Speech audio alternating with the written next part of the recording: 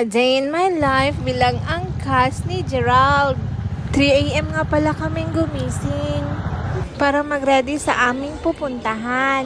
At dumaan kami sa karinderya para mag-breakfast. So another stop sa gasoline station again. Dahil naubusan na sila ng gas. Siyempre wala akong gastos dyan. Kaya masaya ako. Niyaya lang kasi ako ng aking lip. Kaya ayun, nagpanggap na walang pera para hindi makagastos. Reklamador pa sa biyahe.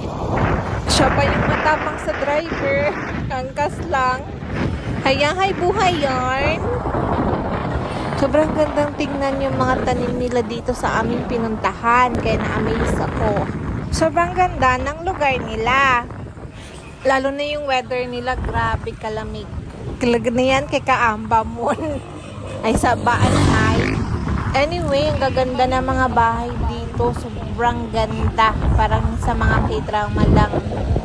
Hindi na nila kailangan mag-aircon kasi naka-on na daan yung aircon nila. At napadaan din kami sa Maryland. Basta na-amaze lang ako sa mga farm nila. Sobrang ganda, sobrang linis.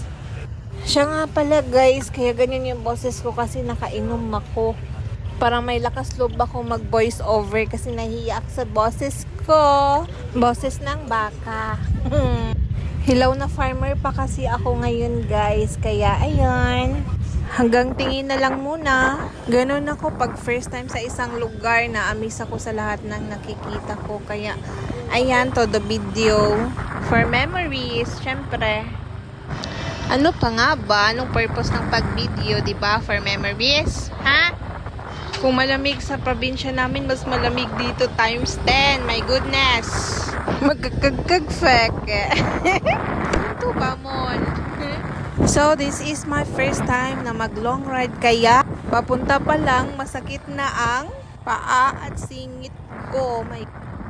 Matigas kasi ang upuan ni Babs. Angkas na lang nga ni reklamador pa.